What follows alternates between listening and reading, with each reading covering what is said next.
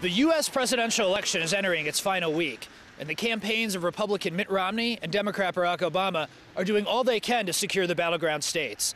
The outcome of the race here in Ohio may very well determine the outcome of the election, and that's why the Romney campaign is doing all it can to wrestle the Jewish vote away from Barack Obama. Ohio is known as the state that picks presidents. No Republican has ever become president without winning here. The campaigns are competing fiercely for every advantage, including the Jewish vote, which historically has gone overwhelmingly to the Democratic side. With so much at stake, hundreds of Jewish Republicans are mobilizing. Israel is the Jewish nation. It's a Jewish homeland that we didn't have during the Holocaust and before.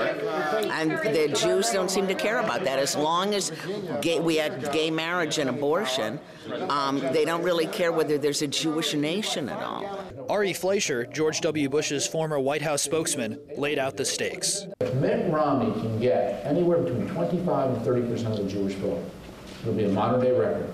And if he gets north of 30%, Ohio will go Republican. Think about it. Although an Ohio Jewish group estimates Jews make up just 1.3% of the state's population, even a small change could have an impact. That's why the Republican Jewish coalition made 2 high-profile stops in the state, hoping to spur those with what they call buyer's remorse about voting for President Obama in 2008, help convince their typically liberal Jewish counterparts to switch sides. President Obama won some 78% of the Jewish vote in 2008. But with help from the RJC, which is spending millions in the presidential election, Mitt Romney hopes to convince this reliably liberal voting bloc to switch sides. He made a high-profile visit to Israel during the summer and has attacked the president as being insufficiently supportive of Israel.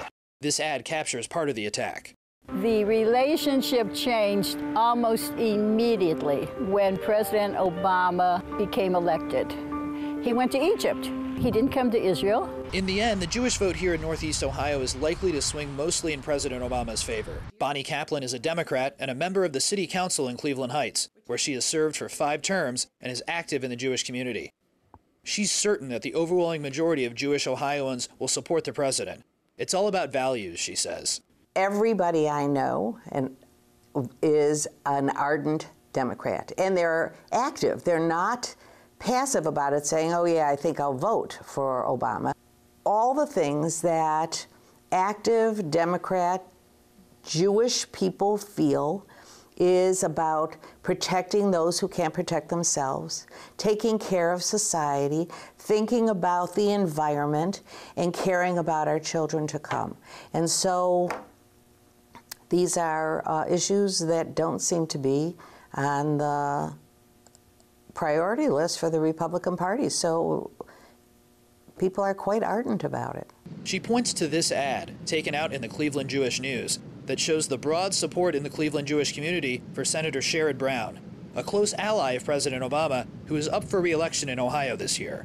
The only available polling shows Ohio Jews back Obama over Romney 64% to 29%. Obama is sure to win Ohio's Jewish vote. But with the race essentially tied, in this most important state, the margins will matter. This is Quinn Bowman in Columbus, Ohio, for JN1.